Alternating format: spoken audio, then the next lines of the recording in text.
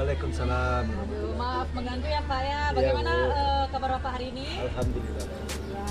Ya Pak, ini untuk tugas saya 3.1 ya Pak ya, tentang bagaimana pemimpin itu mengambil sebuah keputusan dengan nilai-nilai kebajikan.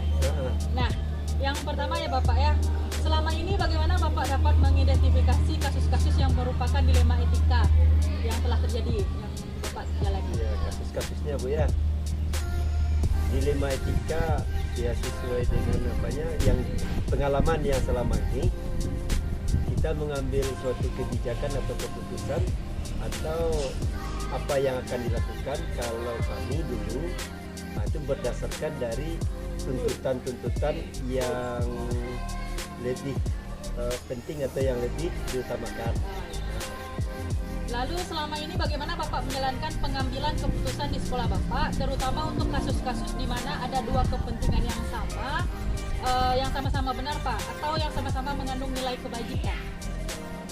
Ya kalau seandainya semuanya sama, keduanya benar-benar sama baik, memiliki nilai kebajikan, kenapa tidak kita ambil keduanya sebagai suatu kebijakan? Ya. Oke Pak. Nah berarti untuk langkah-langkah seperti apa yang biasa Bapak lakukan selama ini?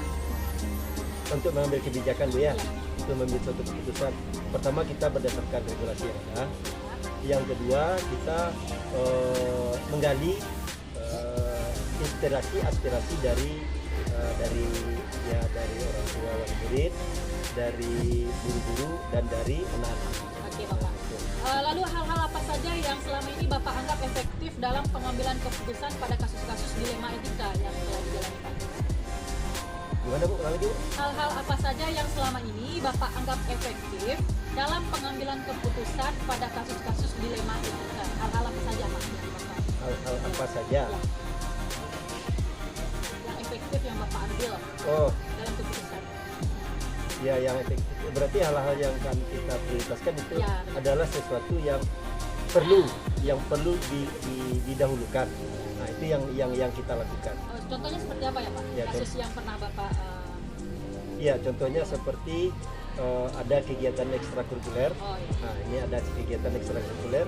Ketika kita akan mengadakan ekstrakurikuler, tahu-tahunya ada juga misalnya undangan atau katakanlah event yang harus kita ikuti.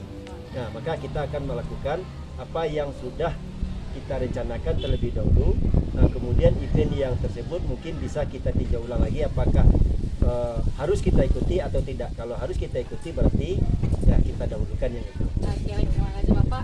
Lalu hal-hal apa saja juga yang selama ini merupakan tantangan bagi Bapak dalam pengambilan keputusan pada kasus-kasus dilema etika tersebut Bapak? Yang tantangannya bagaimana Bapak?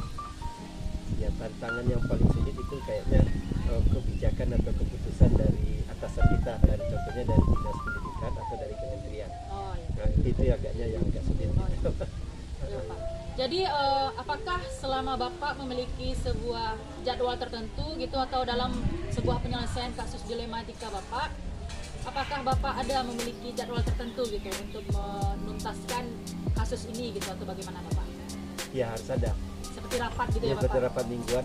Nah, kita mengadakan rapat mingguan minimal Ya. 1 kali sebulan. Kalau seandainya dalam keadaan sibuk atau katakanlah kegiatan padat, maka kita minimal 1 kali sebulan.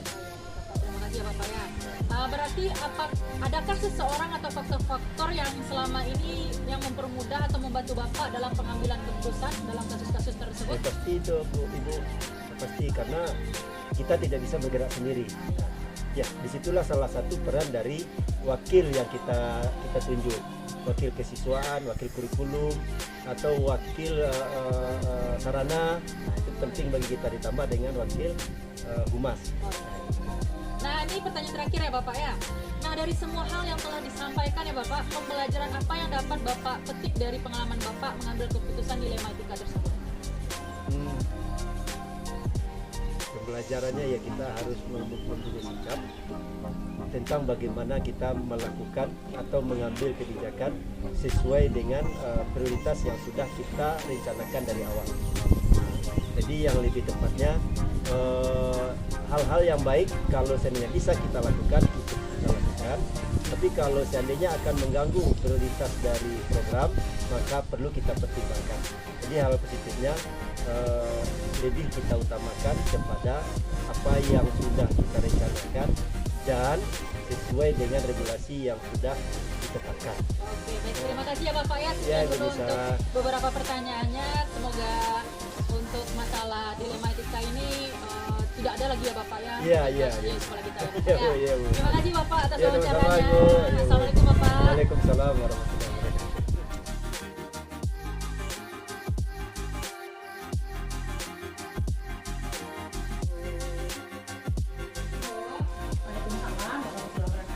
Maaf menunggu waktunya sebentar ya Bu ya.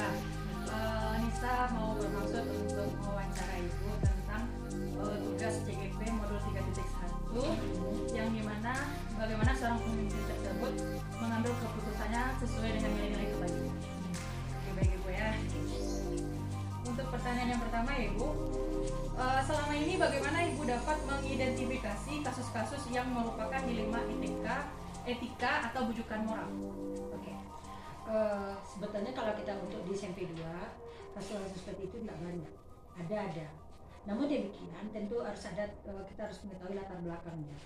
Contohnya tadi, misalnya ada anak kita siswa kelas 9 yang pada saat dia berada di kelas 9 dia ada permasalahan dengan keluarganya. Kebetulan keluarganya ini berkaitan dengan semacam pelecehan yang dilakukan dari bapak ibunya. Dalam hal ini itu sangat mempengaruhi kepada kondisi anak itu sendiri. Jadi kami dari sekolah, khususnya dari BK dan juga guru ikut terlibat pada saat itu melakukan semacam identifikasi kasus. Ternyata permasalahannya adalah anak ini berada di satu keluarga yang mana bapaknya sudah berpisah dengan ibunya dan kemudian ibunya itu di rumah tangga lagi. Tapi kenyataannya pada saat dia berada di rumah itu, kalau kita lihat dari permasalahannya, dia kurang mendapatkan semua kembali. Akhirnya terjadinya semacam hal yang dulu sebetulnya terjadi bagi seorang anak yang hidup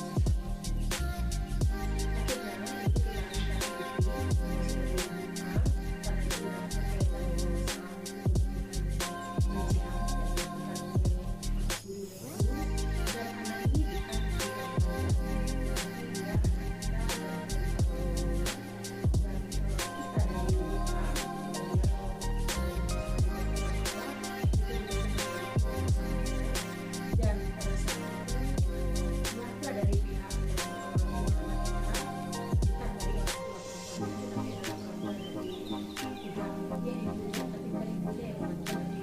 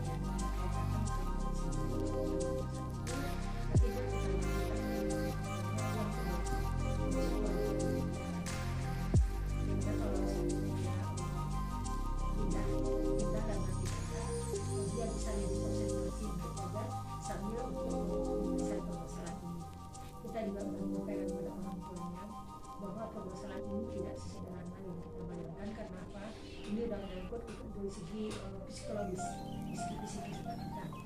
Dan kita juga berharap permasalahan ini akan cepat diselesaikan.